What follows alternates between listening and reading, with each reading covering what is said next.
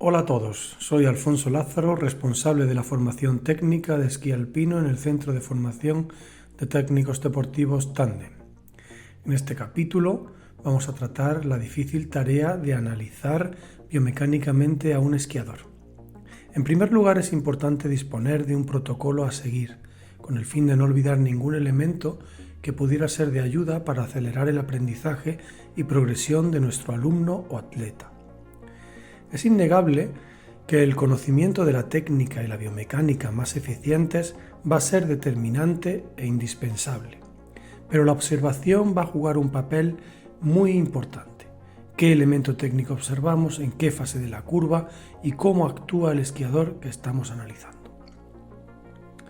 Antes de entrar en el análisis biomecánico de un esquiador, necesitamos definir un marco o sistema de referencia a partir del cual sentemos las bases de cómo realizar ese análisis técnico de forma ordenada y sobre todo accesible y fácil de entender.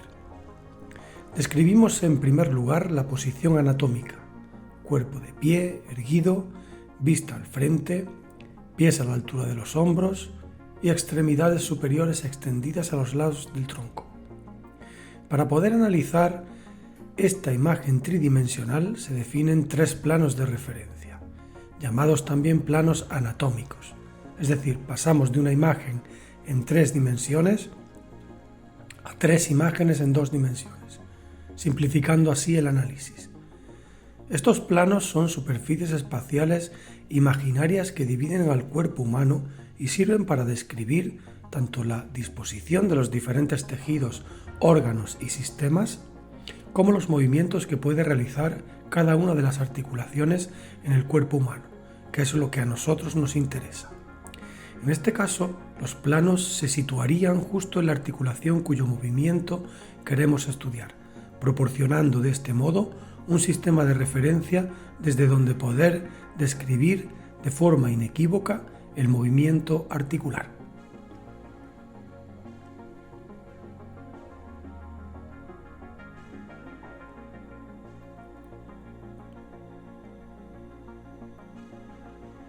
Definimos en primer lugar el plano sagital. Es un plano vertical que divide al cuerpo en 2 mitades simétricas, izquierda y derecha. Sobre él se describen los movimientos articulares de extensión y flexión, que dan lugar a desplazamientos anteroposteriores y verticales del centro de masas, provocando de este modo un cambio en el punto de aplicación por un lado y una variación en la carga. En la imagen vemos varios ejemplos, la figura de una flexión de tobillo o dorsiflexión, flexión de rodilla, flexión de cadera y por último una flexión de la columna cervical.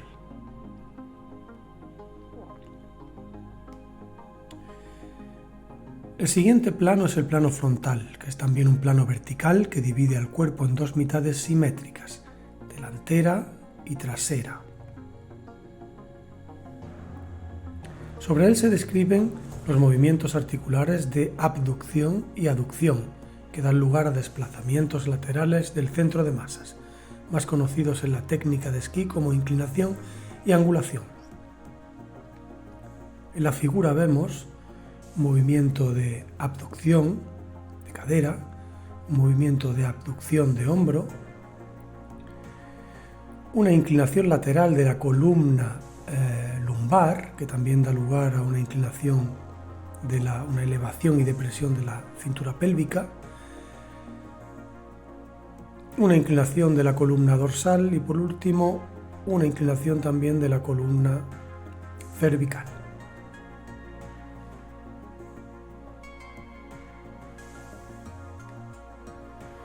Continuamos con el plano horizontal.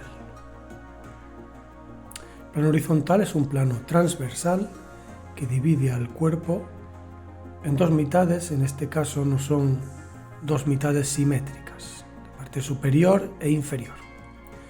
Sobre él se describen los movimientos articulares de rotación interna o externa, en los que un segmento corporal gira manteniendo el segmento superior fijo, conocemos como disociación segmentaria o independencia.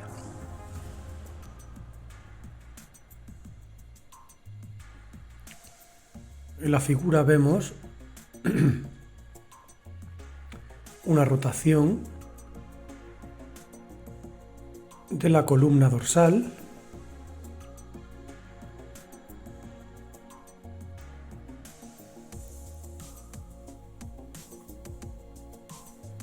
una rotación de la columna lumbar, que al tener un rango de movimiento mayor implica también la rotación de la parte inferior, una rotación del fémur sobre la pelvis, en la articulación de la cadera,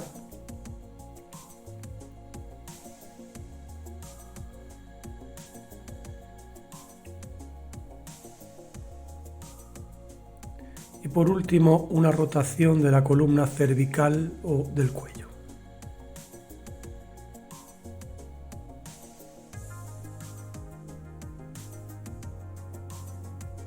Utilizaremos como ejemplo a nuestra formadora Mercedes Oviedo.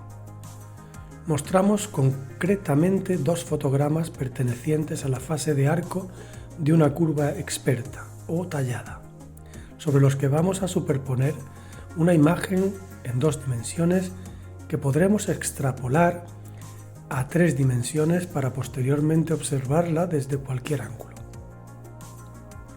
La perspectiva que tenemos del esquiador suele ser siempre fija. El observador se encuentra inmóvil y aunque el esquiador sí está en movimiento, no suele variar el ángulo de observación.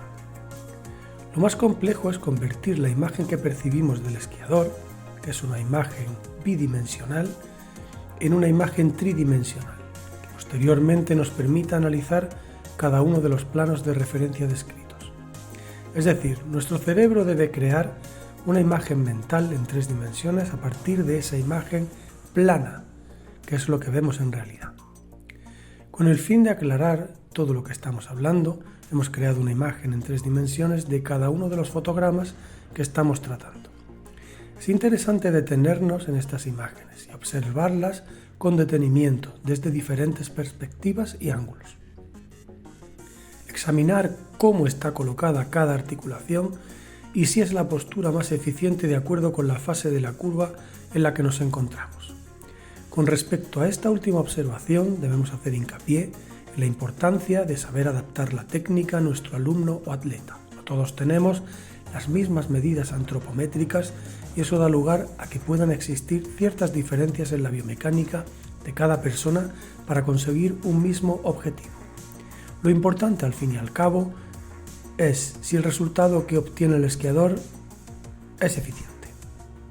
La finalidad del profesor o entrenador no es más que conseguir sacar lo mejor de cualquier esquiador.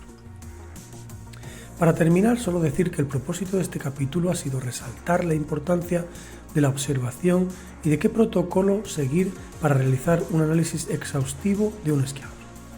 Los medios de los que disponemos no nos han permitido crear esas imágenes en 3 dimensiones como científicamente nos hubiera gustado. Hemos usado aplicaciones más sencillas que llevan consigo un cierto grado de interpretación personal, pero esperamos, al menos, hayamos conseguido transmitir la idea. Muchas gracias por la atención prestada y hasta muy pronto.